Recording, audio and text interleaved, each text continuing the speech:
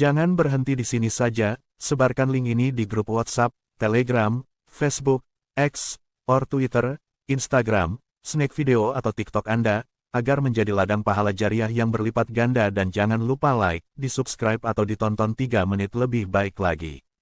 Terima kasih.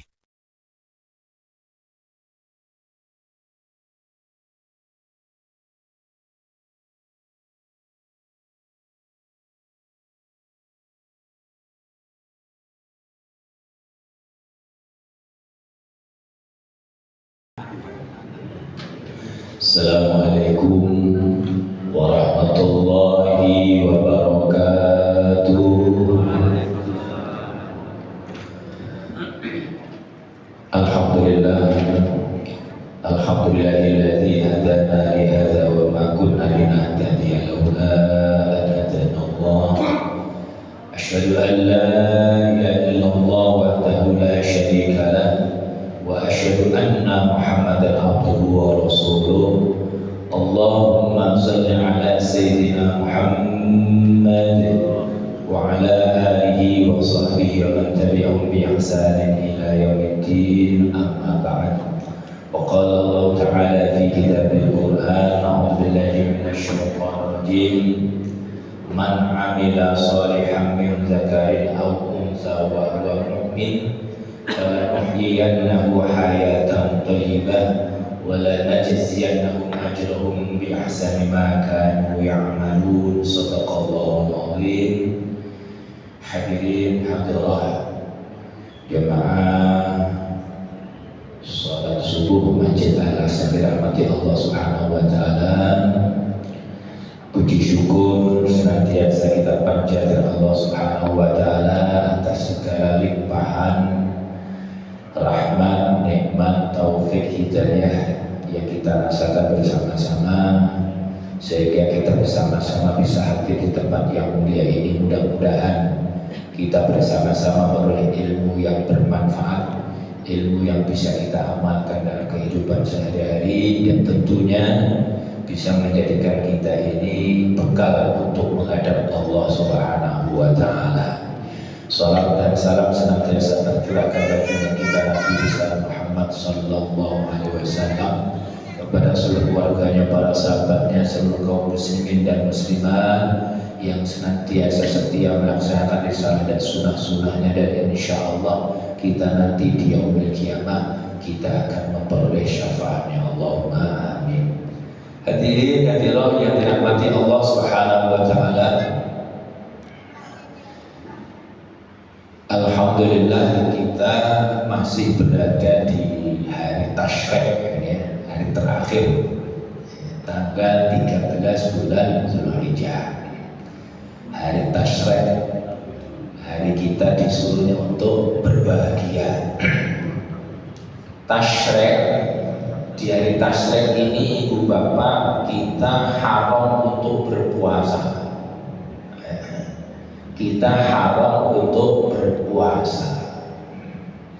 Jadi walaupun kita itu berada di tanggal 13, tetap kita haram untuk berpuasa.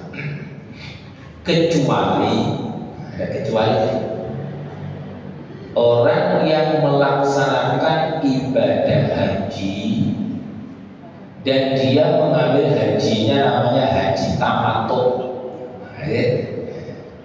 Haji tamattu itu kan kayak apa? Sampai di Mekah, umroh, habis umroh, selesai tahalul udah ganti baju. Makanya tamattu itu kan santai. Orang Indonesia itu yang paling senang haji tamattu. Makanya terus dibilang tamattu itu apa? Tani mangan turu. Ya santai loh. Kalau kira kan langsung ke Mekah, langsung dia umroh, nggak boleh tahalul sebelum selesai haji. Ada berbeda ya, sebelum selesai haji. Tapi kalau tamattu tidak, dia ke Mekah, umroh, habis umroh apa? Bisa tahalul, ganti baju biasa lagi. Nanti pas waktu haji mulai lagi. Maka haji tamattu ini ada damnya.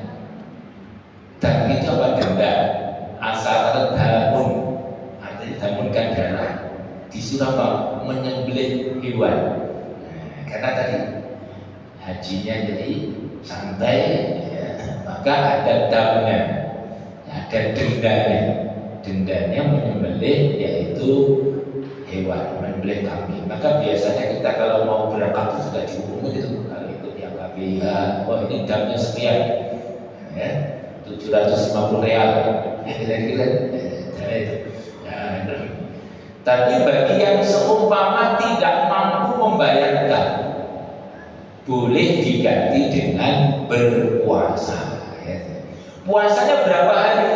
Puasanya 10 hari. 3 hari dilaksanakan di Mekah, 7 hari dilaksanakan ketika sudah pulang. Yang di Mekah itu sampai tanggal berapa? Sampai tanggal 12 batasannya. Maka ayatnya kalau kita baca di dalam surah Al-Baqarah ayat 196 itu yang kaitannya dengan haji. Wa atimul hajja wal umrata lillah. Dan sempurnakanlah ya umrah dan hajimu karena Allah. Lalu di tengah-tengahnya ada Allah firmankan, faman tamatta'a bil umrati ilal haji famastaysara ilal haji faman lam yajid fasiyamu salasati ayyamin fil haji wa sab'atin idza raja'tum. Maka tilka asyaratun kamilah. Jadi bagi orang yang melaksanakan ibadah haji umrah dulu lalu tahallul baru haji, maka dia apa? Famastaysara minal haji, disuruh memotong hewan yang mudah didapat. Kok nggak dapat hewan atau memang karena ya nggak mampu tadi, maka faman lam yajid fasiyamu salasati ayyam, maka berpuasa 3 hari. Fil haji, ketika haji dia puasa 3 hari, ya. Dan nanti ditambah lagi wasab'atin, dan 7 hari, ditambah 7 hari idza raja'tum. Jadi apabila sudah sampai ke tanah airnya, sampai pulang, tambah lagi 7 hari. Maka 7 hari tadi bisa dicicil, nggak langsung 7 hari boleh, ya, nggak langsung 7 hari boleh.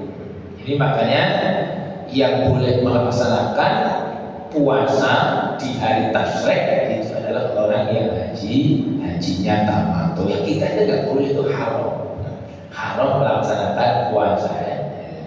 Makanya sebetulnya disebut tasyrik. Kenapa sih disebut tasyrik itu, ya Bapak ya? Tasyrik dari kata syarroqa yusyarriku tasyrikon. Apa ya tasyrikon maknanya? Mendedek. Itu Bapak kok mendedek? Nah, bikin daging itu dijadikan dedek, diiris tipis-tipis, ya, terus dijemur. Namanya mendedek. Zaman dulu itu, sekarang nggak ada masuk kulkas. Nah sekarang kan nggak ada itu. Sekarang sudah nggak ada orang dari jarak itu masukin kulkas. Zaman dulu nggak ada. Nggak ada kulkas kan? Ya didedek itu, ya itu. Maka disebutkan namanya tasyrik. Tasyrik. Maka kata Rasulullah dalam hadisnya disebutkan ayyamut tasyrik ayyamul aklin wa syurbin wa dzikrullah. Jadi hari tasyrik itu adalah hari apa? Ayyam aklin, hari makan, wa syurbin, minum. Makan minum satu rangkaian itu Bapak. Kalau orang makan ya pasti minum kan gitu kan. Kalau orang minum aja belum tentu makan, tapi kalau makan minum, maka aklin wa syurbin. Makan, minum, wa dzikrullah, dan juga zikir kepada Allah. Maka tasyrik itu adalah sebetulnya apa? Hari bahagia. Nah, kita dilarang berpuasa. Allah izinkan kita untuk tidak berpuasa, jangan puasa. Yang biasanya Daud biasanya main kemes, yang biasanya mudik, jangan puasa. Nah, Allah berikan kebahagiaan kita. Maka apa? Bahagiakan juga keluarga kita. Kalau alhamdulillah ibu bapak, kalau sekarang ini alhamdulillah kebanyakan orang dapat daging kurban, kebanyakan, walaupun tidak semua. Kalau yang tidak dapat biasanya apa? Dia mampu beli. Biasanya yang mampu beli biar gak dikasih itu. Tapi insya Allah yang gak mampu beli justru apa? Dikasih. Kalau zaman dulu kita kecil, maaf saya kecil itu jarang sekali dapat kambing kurban dan sekali itu. Ya, kadang-kadang ada yang kurban sama di kampung ya, kadang sapi satu itu aja.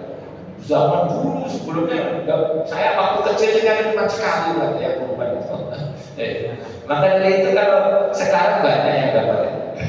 Maka kalau kita di hari Tasyrik itu disuruhnya tadi membahagiakan keluarga. Jadi seumpama nggak punya daging atau nggak bisa beli daging, beli apalah pokoknya yang bisa membahagiakan keluarga. Kalau perlu potong ayam, wah nggak bisa potong kambing, potong ayam. Untuk apa tadi? Membahagiakan keluarga. Memang di antara itu dengan makan daging itu kan senang biasanya.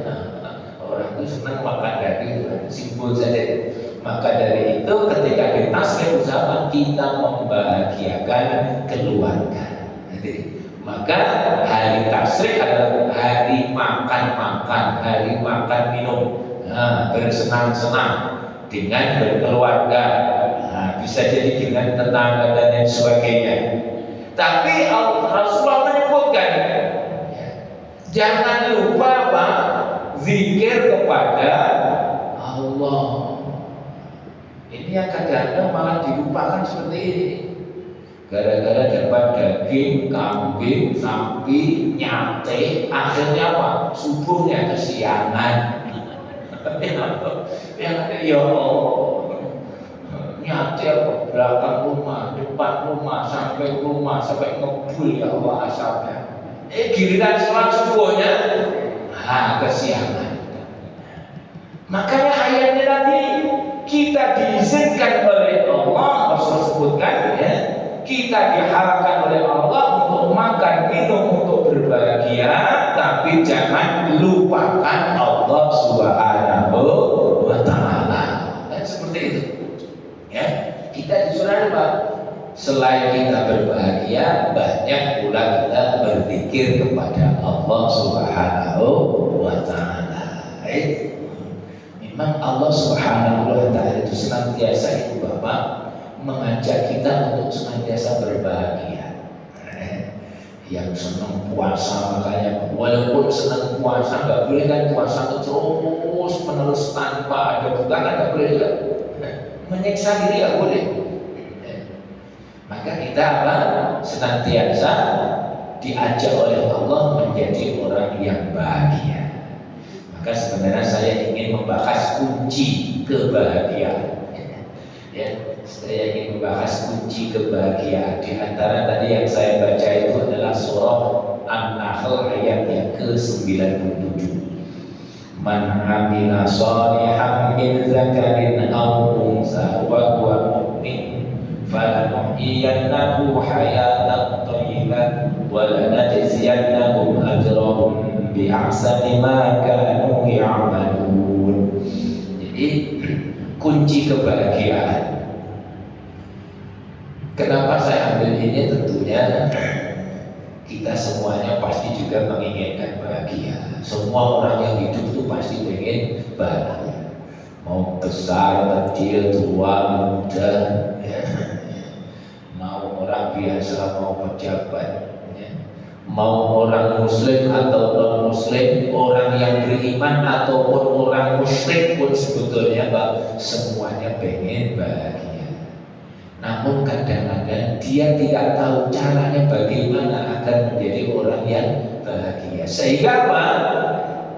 Salah jalan, salah yang ditempuhnya. Yang seharusnya itu dia ke utara, malah ke selatan. Yang seharusnya ke timur malah ke barat. Yang seharusnya ke kiri malah ke kanan. Ya. Orang pengen bahagia tapi kadang nggak tahu caranya untuk menjadi orang yang bahagia. Maka dari itu kita harus bisa paham bahwa untuk menjadikan bahagia itu kita harus memperhatikan apa? Suasana hati. Jadi yang kita tentunya utamakan apa? Hati ini. Karena hati ini apabila sudah baik, ibu bapak, baik semuanya. Tapi hati ini kok buruk, buruk semuanya. Makanya yang kita pentingkan, yang kita usahakan pertama adalah hati agar kita punya bahagia. Suasana hati, ketenangan hati. Karena apa? Sumber kebahagiaan itu sebetulnya adalah hati. Maka Rasulullah menyebutkan dalam hadisnya, ala inna fil jasadi mudghah idza salaha jasadu kullu. Rasulullah menyebutkan, ketahuilah di dalam diri kita ini ada segumpal daging, segumpal darah. Apabila itu baik, jadi baik semuanya.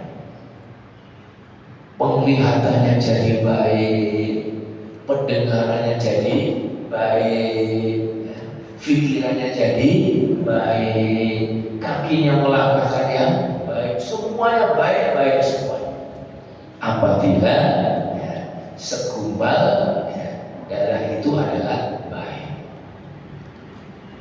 Disebutkan Rasulullah teruskan hadisnya, idza fasadat jasadu kullu. Kok segumpal darah atau daging tadi buruk, maka apa? Buruklah semuanya.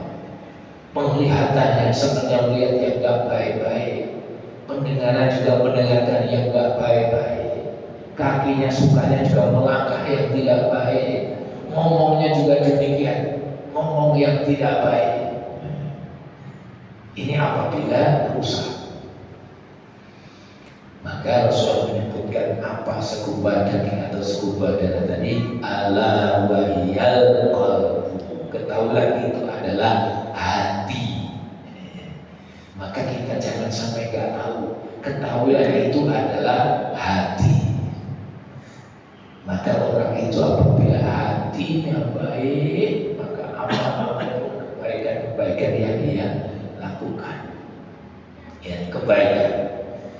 Maka semua amal-amal baik, semua amal-amal solih itu akan memberikan ketenangan di dalam hati.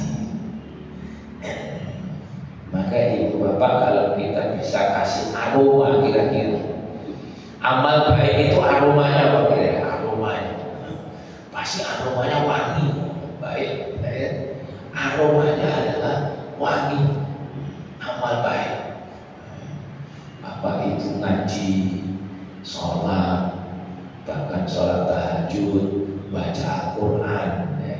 Kalau kita kasih aroma apa? Aromanya wangi, membuat hati menjadi tenang. Aromanya wangi.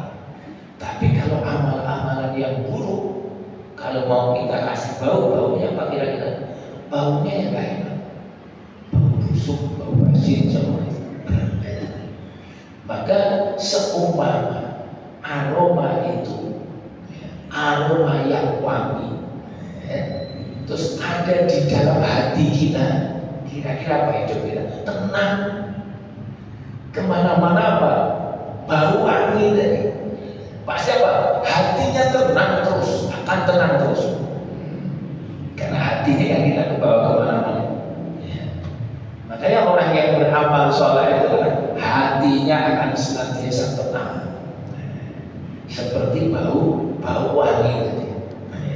Kumpul sama saudara, kumpul sama tetangga, pasti akan senantiasa tenang. Karena apa? Baunya wangi. Tapi kalau kebalikannya, hati kok baunya busuk. Masya Allah. Hati kan kita bawa kemana-mana, bau busuk, gak pernah itu tenang. Mungkin Bapak Ibu punya pengalaman. Saya itu dulu punya pengalaman begini. Di rumah saya itu ada bau busuk, bau bangkai. Tak cari-cari apa ini bangkai. Sepertinya sumbernya di plafon ya. Kadang-kadang seperti itu mungkin punya batu. Loh, kok ada belatungnya yang jatuh? Wah, ini bangkai apa ini? Oh, ternyata kita ketika cari-cari, oh ternyata ada tikus yang mati di atas. Itu baru sehari 2 hari saja kita udah nggak ini, Masya Allah. Coba kalau berhari-hari gimana rasanya? Sama dengan hati kita ini. Kalau hati kita ini busuk, jangankan berhari-hari, ya mungkin tadi nggak akan tenang kita di hidup kita ini. Makanya kata Rasulullah, hatinya harus kita pahami. Kalau hati ini baik, maka insya Allah seluruh yang kita lakukan ini akan menjadi baik.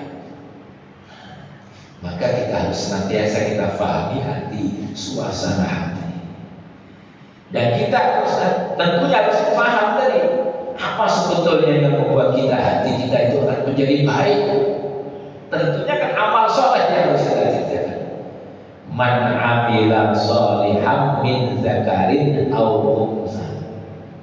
Barang siapa yang beramal soleh baik laki-laki ataupun perempuan dan didasari dengan iman tadi. Amal soleh apa saja? Semua amal soleh. Kalau mau kita mungkin kita bisa sebutkan amal soleh yang pertama apa yang bisa membuat kita tenang, hati kita bahagia terus menerus. Ya apa? Tawakal. Tawakal. Apalagi ikhlas. Apalagi tawakal. Apalagi zikrullah. Senantiasa ingat kepada Allah Subhanahu wa Ta'ala. Amal soleh tadi atau cinta terhadap orang-orang yang soleh. Semuanya apa? Itu adalah amal-amal yang soleh yang membuat hati kita akan menjadi bahagia. Coba kalau orang itu gak tawakal, satu tawakal kepada Allah. Orang yang bertawakal kepada Allah berarti apa? Menggantungkan dirinya itu kepada Allah Subhanahu wa Ta'ala. Allah itulah tempat kita bergantung. Jadi kalau kita mendapatkan kesulitan apapun, kita segeralah memohon kepada Allah Subhanahu wa Ta'ala. Karena Allah itulah yang akan menyelesaikan nanti tentang urusan kita. Maka bergantunglah kepada Allah Subhanahu wa Ta'ala. Tawakal kita kepada Allah. Jangan kita berharap dengan manusia, bergantung dengan manusia. Itu yang akan menjadikan seseorang itu kadang-kadang susah atau bahagia. Karena apa? Kita itu mengharapkannya kepada manusia. Siapapun yang akan senantiasa mengharap kepada manusia, maka tunggulah kegelisahan di dalam hidupnya. Tapi kalau kita senantiasa bergantung kepada Allah Subhanahu wa Ta'ala, tentu kita akan senantiasa bahagia. Maka tawakal kepada Allah Subhanahu wa Ta'ala akan memberikan kebahagiaan. Demikian pula ikhlas. Ikhlas juga demikian. Ikhlas, karena lawannya ikhlas apa? Riya, sum'ah, pamer itu kan, pengen dilihat orang, pengen didengar orang. Maka apa itu lawan ikhlas? Orang tak mungkin bisa bahagia tanpa ikhlas. Maka kalau kita ikhlas di dalam beramal, berbuat, insya Allah bahagia terus kita. Tapi kalau tak ikhlas, seumpama ini ada orang yang datangnya paling dua di masjid, tapi bukan karena Allah, tidak ikhlas, berarti apa? Riya. pengen dilihat orang, kok nggak ada yang lihat, kecewa ya, kayak gitu. Ya. Pengennya apa? Pengennya dipuji orang, kok nggak ada yang muji, kecewa ya. Pasti akan kecewa. Tapi kalau karena ikhlas karena Allah Subhanahu wa taala, mau dilihat orang nggak dilihat orang, mereka akan senantiasa bahagia. Makanya ikhlas itu adalah termasuk amalan yang menjadikan kita itu diterima atau tidaknya di sisi Allah Subhanahu wa taala. Makanya kalau kita ikhlas akan senantiasa kita bahagia. Kalau ikhlas, makanya kita berusaha beramal harus dengan ikhlas, beramal yang ikhlas. Ikhlas dan senantiasa apa? Ingatlah Allah Subhanahu wa taala. Senantiasa apa? Zikir kepada Allah Subhanahu wa taala. Tadi saya sebutkan dulu hari bahagia, tapi jangan lupa yaitu ingat kepada Allah Subhanahu wa taala. Karena orang itu kalau sudah lupa dengan Allah, berarti apa yang dilakukan? Kemaksiatan. Kalau maksiat akan membuat hati ini gelap. Kenapa? Zikir kepada Allah inilah sebetulnya yang membuat kita juga akan senantiasa bahagia. Zikrullah, orang yang senantiasa zikir kepada Allah senantiasa bahagia. Maka zikrullah dawaun, zikrun nasi daun. Ada kata ulama seperti itu. Jadi kalau kita itu senang mengingat Allah Subhanahu wa taala akan menjadi obat. Tapi kalau kita senang mengingat omongan manusia, justru akan menjadi penyakit, takut penyakit. Orang yang zikrullah, mengingat Allah, membaca Al-Quran, itu akan memberikan kebahagiaan dan ketenangan di dalam hidup. Itu termasuk obat. Memang apa? Al-Quran memang disebut dengan asyifa, obat bagi kita. Tapi kalau kita senang, yaitu senantiasa membicarakan omongan-omongan orang lain, itu akan menjadi penyakit. Sekarang itu ibu bapak, kalau kita mungkin boleh tanya kepada diri kita yang sering itu membaca firman-firman Allah, apa kita sering membaca omongan orang? Kita itu punya grup WA ya Allah, punya grup WA ada yang sampai berapa? Grup WA ini, grup WA ini. Ya Allah. Kalau kita membaca omongan orang di WA berapa menit? Bukan pakai menit, kadang-kadang berjam-jam. Kalau kita ngomong baca Al-Quran berapa jam? Kalau kita ngomong baca Al-Quran ngomongnya bukan berapa jam, berapa menit?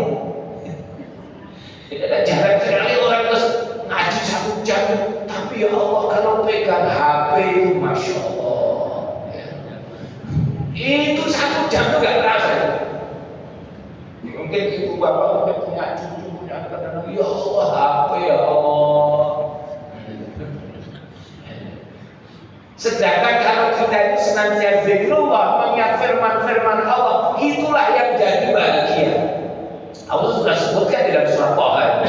Taha ma anzalna 'alaika al-Qur'ana litashqa.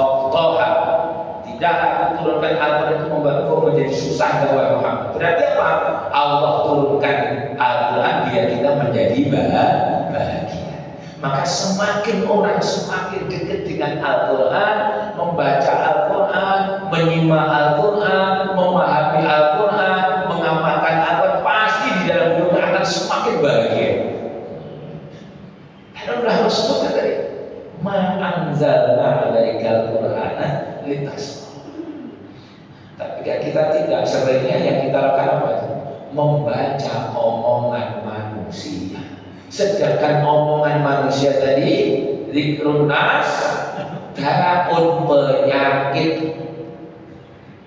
Nah, kalau kita lebih banyak yang kita lakukan untuk senantiasa memikir omongan penyakit yang kalau banyak penyakitnya bagaimana? Ya hidup kita nggak pernah bahagia ini. Ini yang menjadikan hidup kita nggak bahagia. Karena apa?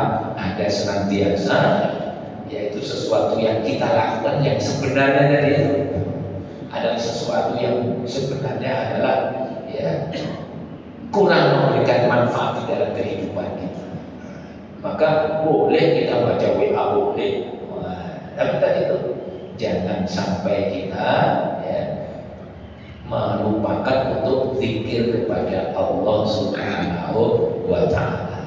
Apalagi terus cinta kepada amal soleh dan orang-orang soleh itu juga termasuk yang membuat kita menjadi bahagia. Orang yang senang berbuat kebaikan pasti mereka akan mendatangkan kebahagiaan. Nah, seperti itu. Berbuat baik seperti itu. Ya, kita sholat, kita ngaji seperti ini. Kita silaturahmi pasti akan memberikan kebahagiaan. Sudah senang beramal soleh, senang berkumpul dengan orang-orang yang soleh. Kenapa?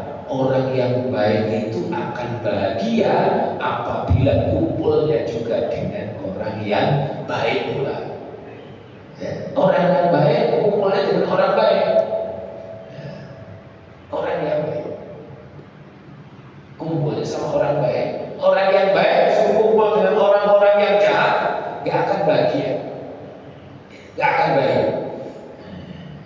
Maka orang yang baik tentunya kumpul dengan orang yang baik, pasti akan bahagia. Itu akan meraih kebahagiaan. Apalagi amal soleh yang akan mendatangkan kebahagiaan, yaitu husnudzon. Itu kan penting sekali. Husnudzon, senantiasa berbaik sangka. Orang itu apabila senantiasa berbaik sangka, insya Allah dalam hidupnya akan senantiasa baik. Apalagi kita harus apa? Husnudzon kepada Allah Subhanahu wa Ta'ala. Husnudzon kepada Allah. Jangan sampai kita tuh suudzon kepada Allah. Harus husnudzon. Mungkin kita bisa belajar itu husnudzon bagaimana para nabi, para rasul. Kalau kita kemarin dapat pelajaran dari Idul Adha tentang kisah Nabi Ibrahim alaihissalam, bagaimana Nabi Ibrahim senantiasa husnudzon kepada Allah bersama istrinya dan anak-anaknya. Senantiasa husnudzon kepada Allah. Bayangkan ketika Nabi Ibrahim alaihissalam terbangun dari tidurnya, tiba-tiba mengajak istrinya untuk pergian jauh. Bangun dari tidurnya, tiba-tiba langsung ajak saya untuk siap-siap untuk pergian yang jauh sambil membawa anaknya yang masih bayi. Pergi yang sangat jauh, merangi hutan, ya, sampailah yaitu ke padang Sahara, sampai ketemu yaitu padang pasir, tanah yang tandus, tanah yang gersang, Jazirah Arab. Disitulah Nabi Ibrahim memberhentikan tunggangannya, turun dari tunggangannya, dan juga menurunkan istri dan anaknya. Setelah itu Nabi Ibrahim langsung meninggalkan istrinya pergi, tanpa ngomong sama sekali, langsung meninggalkan istrinya pergi. Maka istrinya pun membuntuti suaminya dan memanggil suaminya, Ibrahim, apakah engkau akan meninggalkan aku di tempat ini tanpa teman? Nabi Ibrahim tidak membalasnya, menengok pun ke belakang tidak. Lalu apa? Istrinya pun sadar bahwa yang dilakukan Nabi Ibrahim salam itu bukan kehendaknya sendiri, tapi kehendak Allah Subhanahu wa Ta'ala. Walaupun istrinya mau manggil-manggil, Allahu amaraka bihadza, Ibrahim, apakah yang kau lakukan itu adalah karena Allah Subhanahu wa Ta'ala? Maka Maka Nabi Ibrahim menjawab, ya, nah. Maka apa kata Siti Hajar? Disebutkan, idzan yudayyi'una Allah. Apabila demikian, pasti Allah tidak akan terlantarkan kami. Ini adalah husnuzon kepada Allah. Kalau memang yang dilakukan itu karena perintahnya Allah Subhanahu wa Ta'ala, pasti Allah tidak akan menterlantarkan kami. Maka di sini pelajaran. Ya buktinya apa? Terbukti tadi. Walaupun dia hanya diberi bekal yang cukup cuma 2 hari, cuma sekantong makanan dan air yang kurang lebih cuma cukup 2 hari. Dan setelah itu Ismail kehausan dan sebagainya. Lalu Siti Hajar berusaha mencari air ke bukit Sofa, naik ke atas, bisa jadi mungkin ada sumur di bawah atau ada kafilah yang lewat, turun lagi, habis itu apa? Kembali lagi ke bukit Marwah, naik ke atas, lihat ke atas. Siapa tahu ada sumur di bawah atau ada kafilah yang sedang lewat. Kenapa? Bayinya sudah nangis terus menangis. Ya, setelah itu apa? Tengok lagi bayinya, menengok bayinya, nangis terus menerus, tambah bingung lagi ini, tidak. Balik lagi ke sofa lagi, naik ke atas, sofa marwah 7 kali yang jadi Sa'id. Itulah usahanya Siti Hajar. Walaupun ternyata apa? Air itu ternyata apa? Munculnya ternyata di dekat anaknya sendiri. Tapi apa? Senantiasa ada usaha, ada husnuzon kepada Allah Subhanahu wa Ta'ala. Kita kadang-kadang tidak bahagia dalam hidup ini. Kenapa? Karena kita tipisnya husnuzon kita kepada Allah. Kalau kita ngomong nikmat, banyak nikmat yang diberikan oleh Allah Subhanahu wa Ta'ala daripada cobaan kita. Tapi karena apa? Tipisnya husnuzon kepada Allah yang membuatnya kita tidak menjadi bahagia. Maka perlu kita senantiasa husnuzon kepada Allah.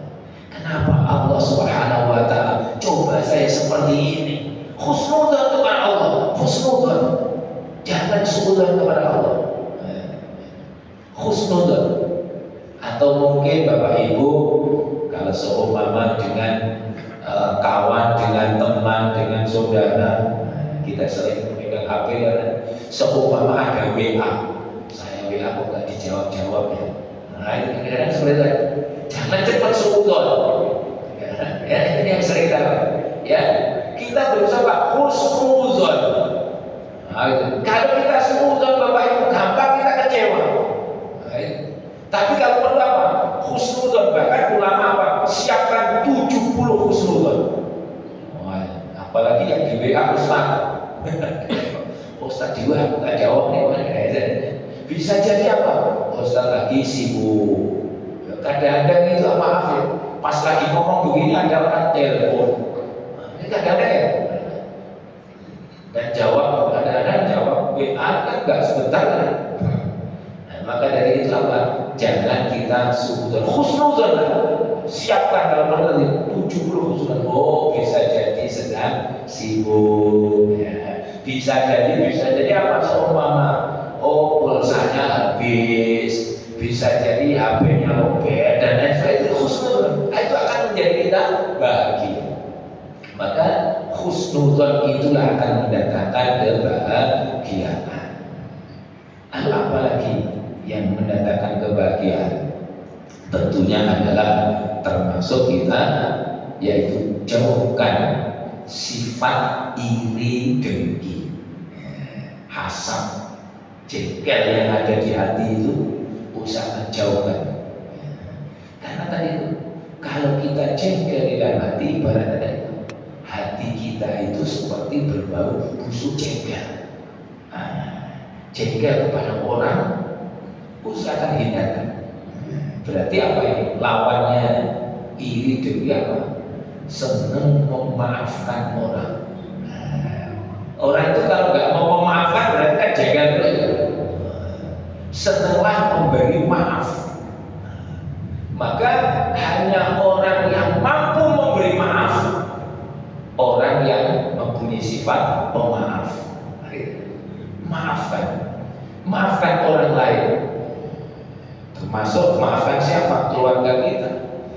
termasuk apa? Istri kita. Istri kita tuh orang bukan? Ada itu bapak pernah jengkel sama istri? Ya Allah, kalau jengkel sama istri itu obatnya susah bapak. Obatnya susah. Sampai disebut di dalam Quran ini bapak. Sampai disebut di dalam Al-Quran.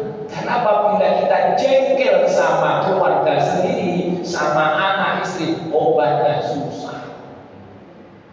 Maka Allah firmankan di dalam surat At-Taghabun ayat yang ke-14 itu, ya ayyuhalladzina amanu inna min azwajikum wa auladikum aduwwan lakum fahdharuhum wa in ta'fu wa tasfahu wa taghfiru fa innallaha ghafurur rahim. Allah sudah nasihatkan kepada orang-orang yang beriman, hati-hati loh.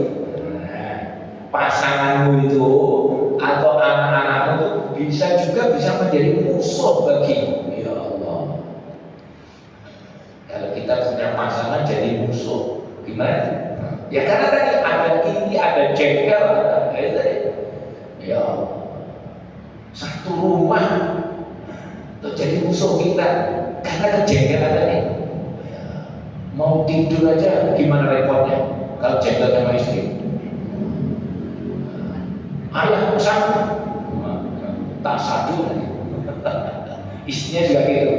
Pesan tak tendang lagi. Yang ada begitu. Karena tidak rukun ini. Yang ada kejengkelan. Masya Allah, mau tidur ada repot. Rumahnya besar, tapi kalau sudah hati ini ada kejengkelan di dalam hati, ya Allah, rumah yang besar akan terasa sempit. Tapi walaupun rumah tadi kecil, sempit, kalau di dalam rumah tangganya nggak ada sifat, yaitu iri dengki tadi, nggak ada kejengkelan, hidupnya rukun, masya Allah. Yang sempit itu terasa luas, ranjangnya sempit, tapi kok rukun, mudah.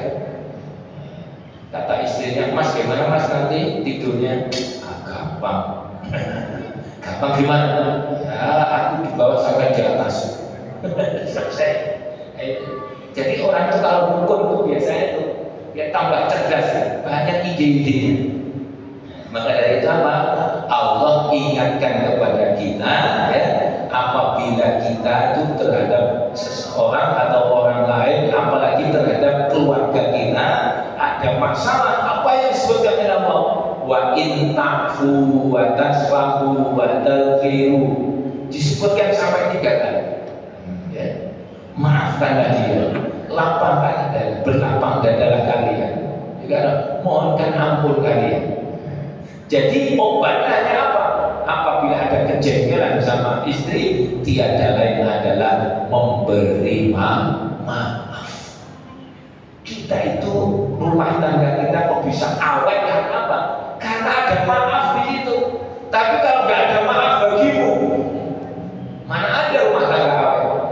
Kita rumah tangga awet itu karena senantiasa memberi maaf. Maka disebutkan sampai 3 kali, maafkan. Nanti apa? Allah yang akan mengatur. Maka dari itu, itulah termasuk ya, amalan-amalan yang soleh agar apa? Hati kita itu senantiasa menjadi bahagia. Karena hidup ini sebetulnya apa? Kita diperintah oleh Allah agar kita itu menjadi orang-orang yang bahagia. Makanya apa? Disebutkan dalam Al-Quran kan terulang-ulang ada ayat itu. Ya. Wala tahinu wala tahzanu. Jangan kalian luluh, jangan kalian lemah. La tahzan innallaha ma'ana. Jangan kalian sedih. Sedih itu enggak boleh. Ya. Sedih enggak boleh. Kalau enggak boleh apa? Memang kita disuruhnya bahagia. Kita disuruhnya bahagia. La takhaf wa la tahzan. Jangan khawatir, jangan takut. Karena apa? Kalau kita senantiasa bersama dengan Allah, kita akan senantiasa menjadi orang-orang yang bahagia. Jadi untuk kita menjadi orang yang bahagia, tentunya kita harus memahami hati, ya, suasana hati kita pahami. Sehingga apabila hati kita itu baik, ya, hati kita ini, ya, senantiasa bersih, maka tentunya seluruh amal-amal kita akan menjadi baik pula. Apabila amal kita baik, tentunya kita hidup ini akan senantiasa bahagia. Karena yang kita inginkan kan seperti itu, bahagia di dunia, bahagia di akhirat. Doanya saja sudah diberikan oleh Allah. Berarti memang Allah itu mengizinkan kita itu untuk hidup harus bahagia. Bahagia di dunia, bahagia di akhirat, bahkan apa? Bebas nanti di akhirat daripada api neraka. Maka mudah-mudahan kita semuanya senantiasa diberikan hidayah oleh Allah Subhanahu wa taala, bimbingan Allah Subhanahu wa taala, senantiasa kita bisa beramal soleh sehingga kita diberikan oleh Allah Subhanahu wa taala hayatan thayyibah, yaitu kehidupan yang bahagia.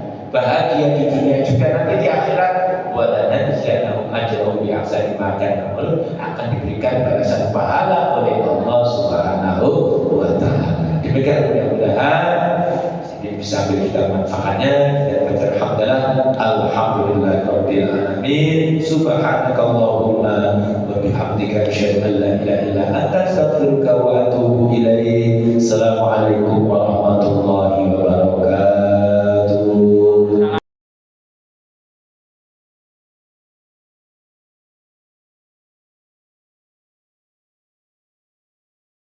Assalamualaikum warahmatullahi wabarakatuh. Halo, saya Oiranu Soke atau panggil saya Cing Aryo.